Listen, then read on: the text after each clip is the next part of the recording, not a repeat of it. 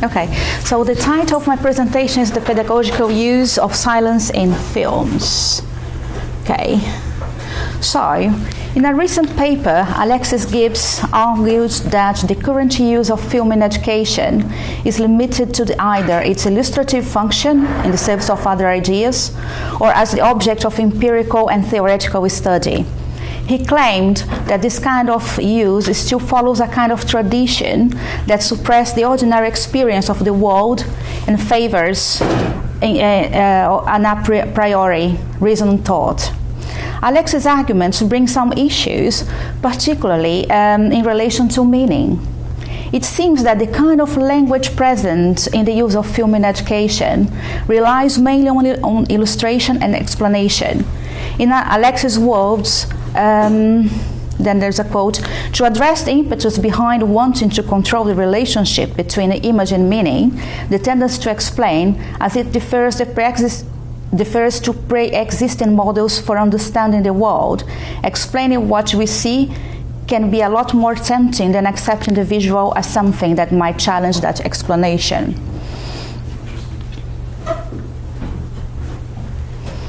So, Alexis paid attention to the limitations of this kind of use of film. It relies on preconceived views of the world, what can limit students' possibility to reconnect with the immediate experience of what is in front of their eyes. This can be problematic as it may prevent students to experience different modes of being, ways of life that are part of the world. Therefore, the language that orients the use of film in education may need to broaden its scope. In the West, there is a crescent use of language in education that may have a very reductive effect on the students' experience. The language endorsed by education may reproduce not only this a priori depiction of the world, which is one of Alexis' arguments, but also endorse more objective and task-driven aims. Considering that the kind of language used both in film and education education per se may limit students' experience of the world, I wonder what would be the pedagogical role of the use of silent scenes in films and education. Would the suppression of the use of the language, in that case speaking, and the emphasis on other resources of the film such as visual, image and sound like music and noises from nature, support a more comprehensive experience of the world that appears in front of our eyes? Would such experience open up possibilities for students' transformation? The intention of this paper is to work on the idea of the use of silence as a pedagogical means when used in films in education. In order to develop this idea, I will present some ideas about the use of language in education, then some criticisms about language provided by Nietzsche, Cavell, and Paul Standish. Then I will display an extract of the films The Modern Times by Charles Chaplin and The Turing Horse by Béla Tarr. Finally, I will then present some points on how the use of silence in films may support the construction of reductive ways of seeing the world and the construction of new meanings in language when exposing students to experiencing scenes that do not use verbal language. Right. Yeah. This is Nietzsche. It's a German philosopher, was born in 1844 and died in 1900. So, Nietzsche identified that the values of the Western society were based on a metaphysical understanding of the world. This kind of depiction of the world would value what was believed to be internal, fixed, beyond the world of experience. This can be translated on dualism such as body and soul, and sense and appearance, reason versus instincts, with predominance of the fixed pole, in that case the soul, the essence, and reason, and at the expense of the evaluation of the body, appearance, and instincts. Nietzsche argued that the use of language when reproducing this metaphysical basis would limit the way we experience the world of everyday life. However, Nietzsche diagnosed that when these values of the West would lose their meaning from modernity, in which he called the death of God. However, Nietzsche also warned that despite these fixed ways of understanding life would lose their basis from modernity, its roots would still be in language. and in the language that you make sense of the world. So I put 2 quotes of Nietzsche in which I want to illustrate that. When he said in his Twilight of the Idols, "I'm afraid we are not rid of God because we still have faith in grammar." And when he said as well, "God's dead, but given the way of man, there may still be for thousands of years in which his shadow will be shown." So this is Nietzsche's criticism. So now we go for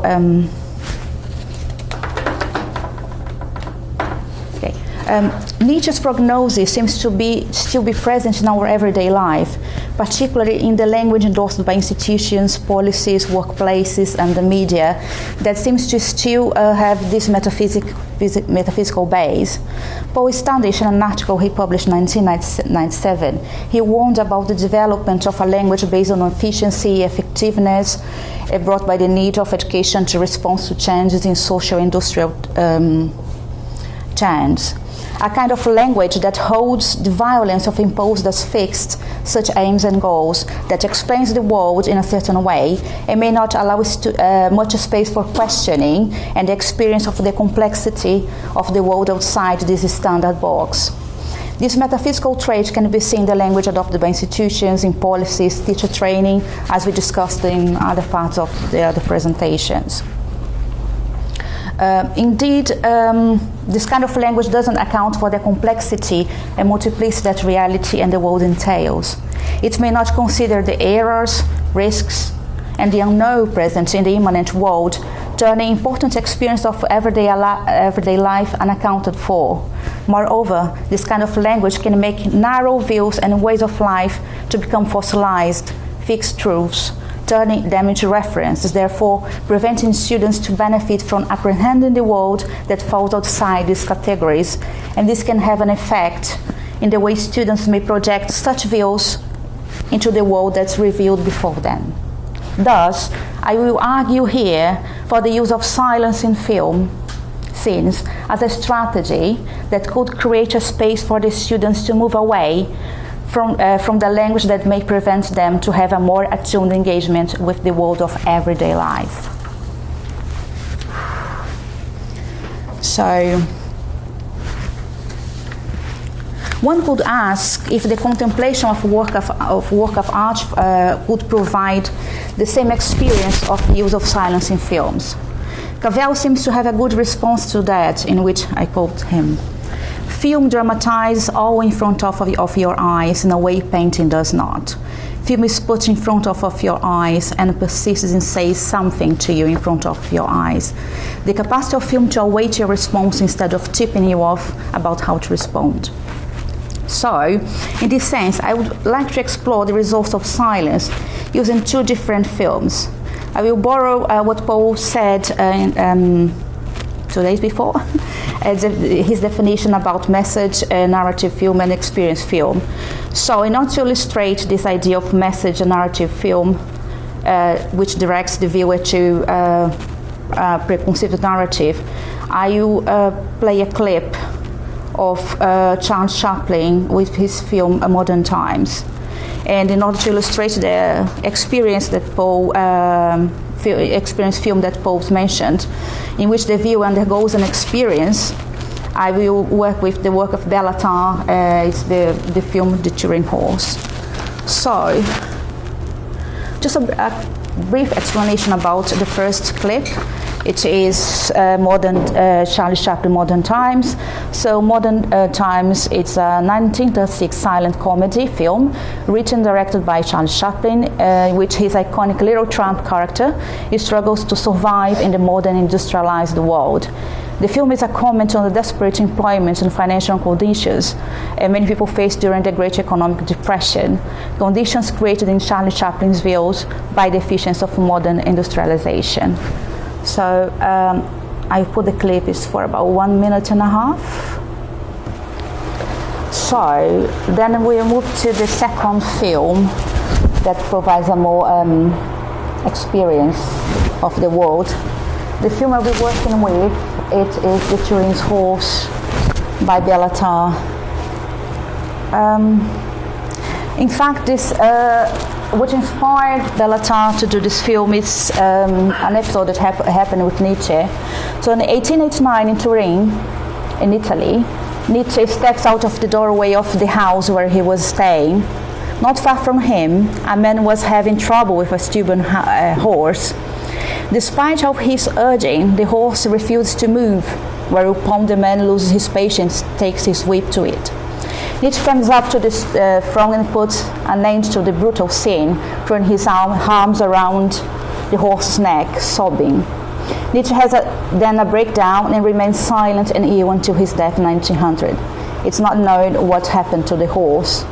So a little bit about the plot.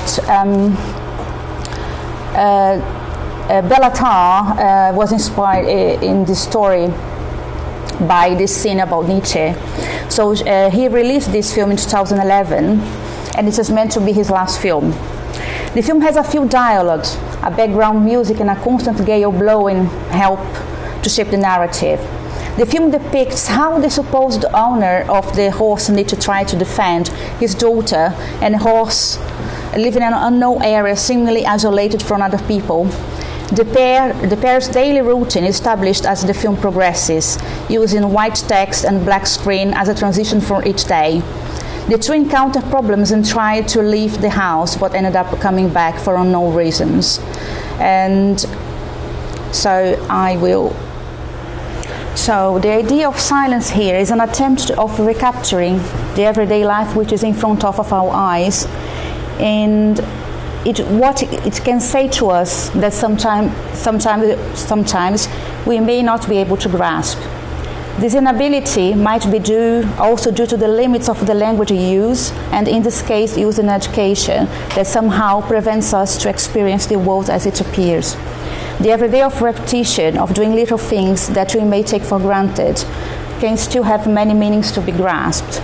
So as conclusions, more than shared thoughts, whereas Gibbs argued that film acting as pedagogue has the potential to present different worlds to students, and I agree with that, I also argue that film as pedagogue may have the potential to reintroduce the students to the world and to the ways of life that he inhabits, however in a wider way. Therefore, the pedagogical aims for a film could be to provide students with different experiences, introducing them to the world familiar to them in a more comprehensive way, and as Gibbs defends, to present students to worlds that they are not familiar with. The pedagogical use of silence could be the creation of a space of suspension of the meaning of the words that shape our comprehension of the world. The exposure to the images and scenes as they appear may provide a different kind of experience, as defended by Cavell. Let the world happen, therefore opening possibilities for new experiences, either adding new ways of life unfamiliar to the viewer, or as a possibility to create new meanings, new languages, by experiencing familiar situations under a different and richer angle. That's it. Thank you. Great, thank you very much. Okay, well, we've got a nice amount of time for questions, so please go ahead.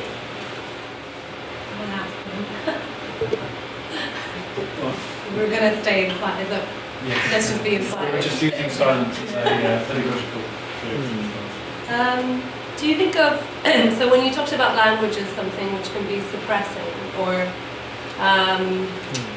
suppressive in a sense that it can kind of cause us to have preconceptions about what it is we're supposed to be watching, do you think music has the same effect? I think music, when used in film, I think may kind of direct the viewer to a kind of experience. Yes, I think somehow music can have this effect as well. So is the use of music in the Turing horse suppressive? I think the use of music, it is to kind of to keep the viewer attuned with the film, because there's loads of repetition throughout the film, and it's a black and white film, so you don't have the colors, so it requires to the viewer to be more attentive to what they see. And I think some of the resources that the Bellatar use in this film, it's the music, which kind of dramatic music that kind of makes you keep your mind engaged in what you're saying. And there are parts of the film that they don't use music, but they use sounds of nature, like the gale. You can see sometimes when they come out, there's no music, but there's the gale, there's the other things happening which they suppress. There's no voice, but there's still sounds that sometimes you don't pay attention to, and that is kind of occupies the place of the verbal language throughout the film. So the gale is the loud wind. Gale. Do you think there's a danger that the experience film like this becomes mystificatory? In which sense? It's making mystery artificially.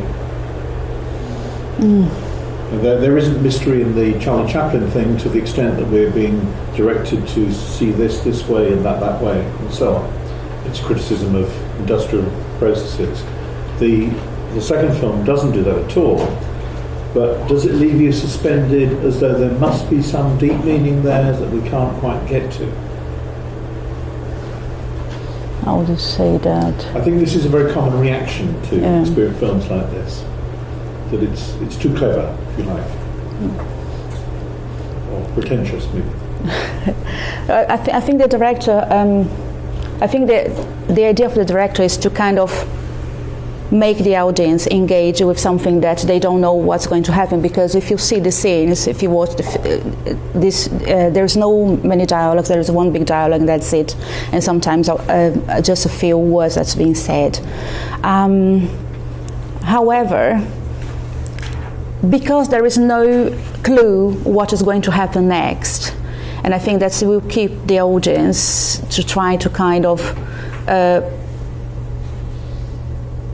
dismiss, I think, this projection of trying to follow or to have this kind of more narrative driven, like in the case of Chaplin, and engage in a different way.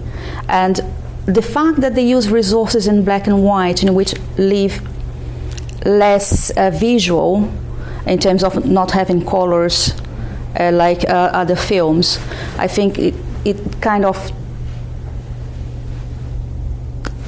in one hand, when it doesn't try to take you to the idea of a narrative that you expect what's going to happen, another way it forces you to keep your attention there to the plot without projecting any kind of preconceived view to it.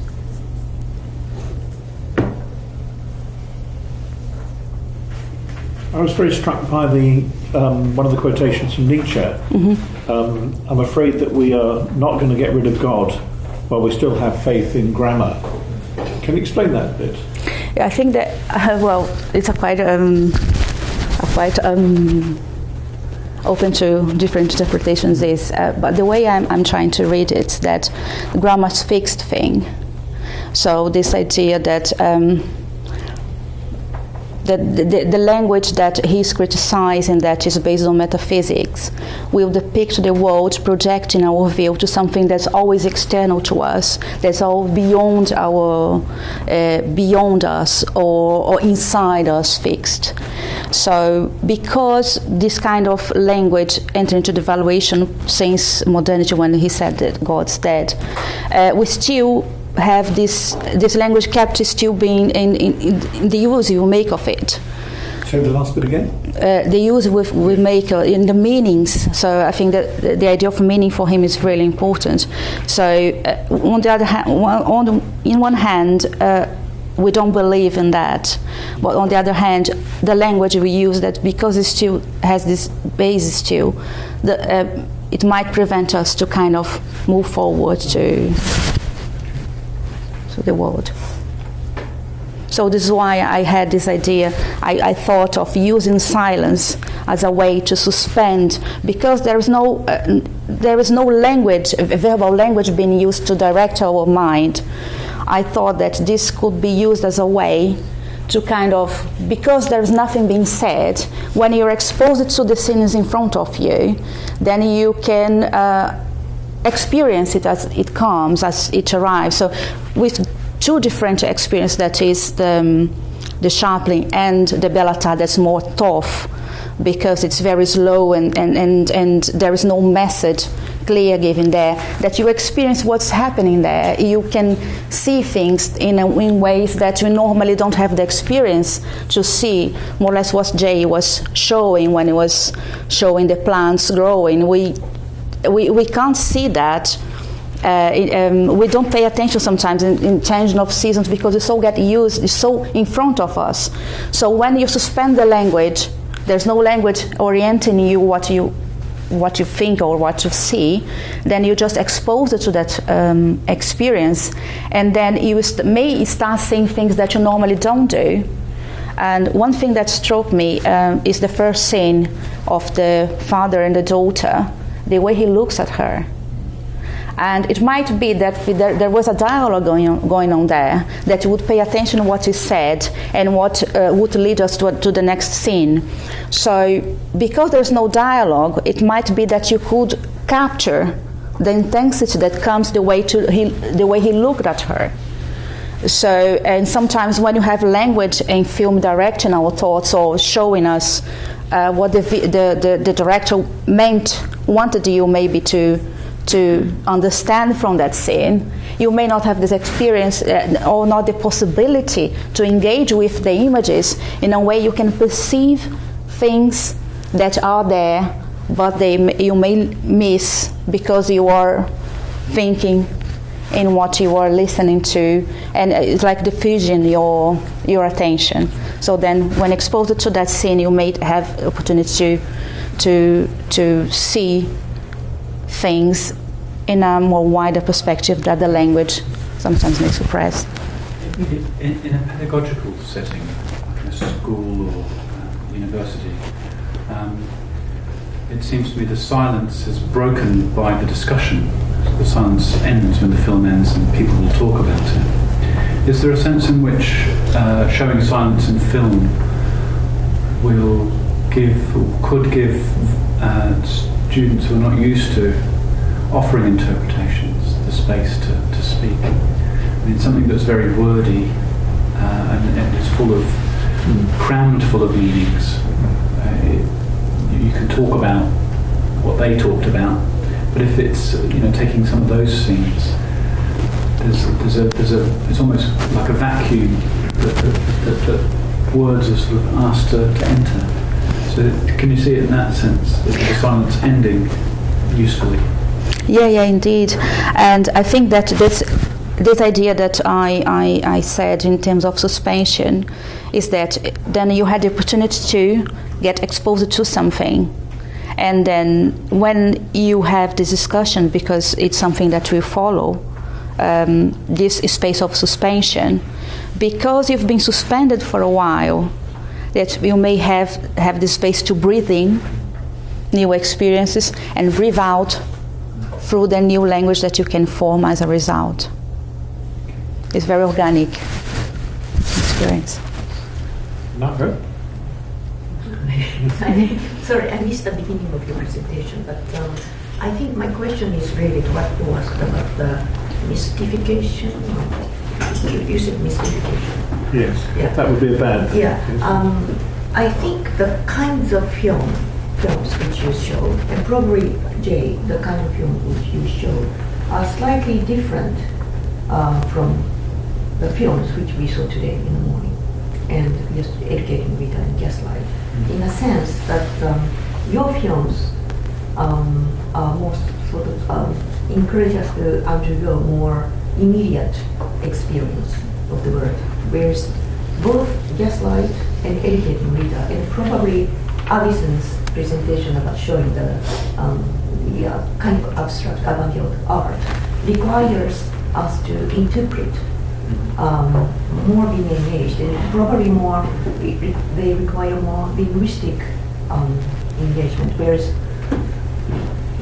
in your case I wonder if you expect the audience to be more immediately absorbed in the word of of the film. Yeah, the idea of using this film is exactly creating the possibility for them to be experience the film as it comes, instead of them to make this kind of engagement the sequential for what is being shown. So the selection is for them to experience as it comes, and in doing that, do it in a slow, maybe slow down things a bit. So when you slow down things a bit, and then you kind of open maybe your senses to be open to this experience that you are When you say film as it is, what do you mean? Do you presuppose something which film in itself originally has? Yes, I think there is no escape for that, in a sense. I think I think the idea was trying to even when there is no escape, there is always preconceived happening, is to create possibilities to suspend or to create resources. For example, in that case, the use of the silence as something that when you suppress language, then you can open up other senses to capture what is being shown in front of you. Did I answer you? Yes, yeah, but I think it has to do with I think the point of my question is, where does the meaning exist? Is it between interpretation and the media, or is it there already in the media, film as a media? Film as a media, I think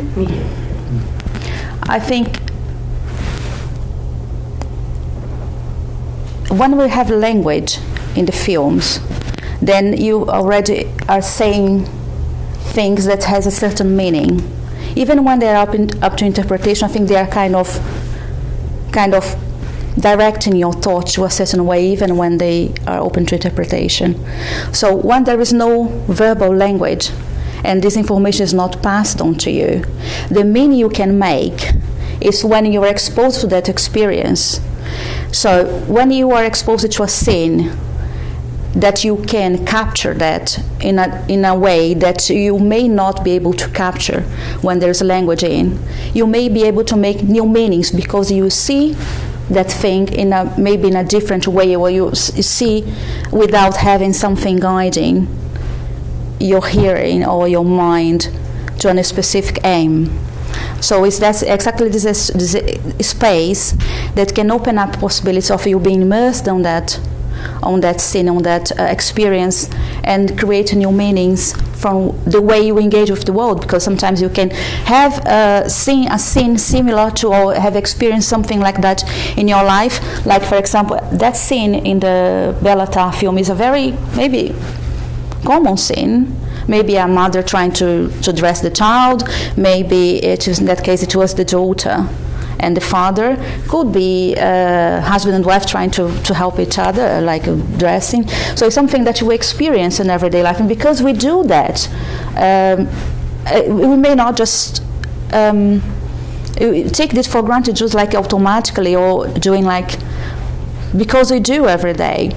So when there is no language there in that scene orienting your thoughts, then you might look at that, what you're doing every day, in a different perspective. Then you look at, you have a broader view of a scene that can happen to each of you here, but then you can look all the details and what's going on and what's happening.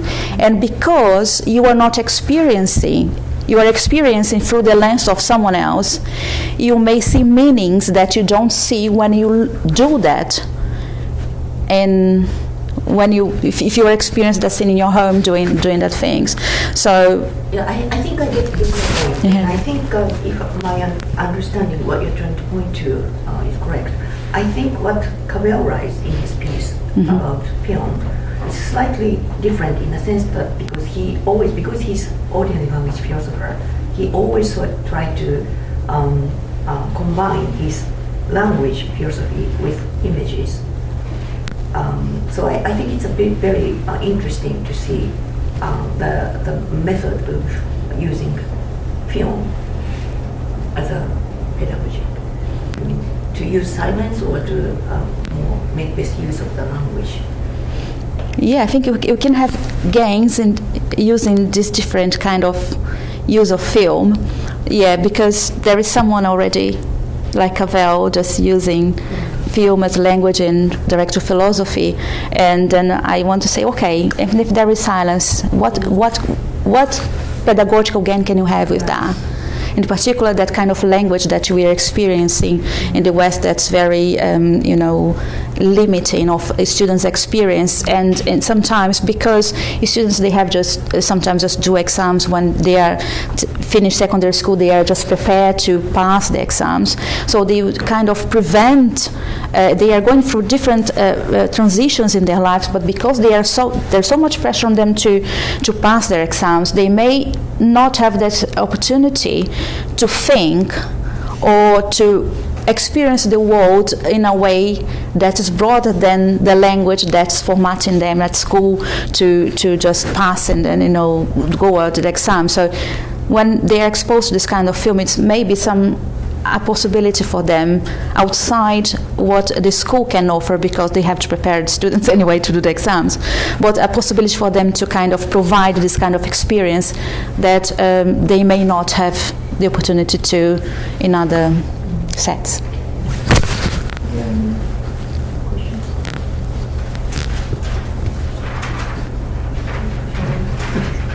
Thank you very much.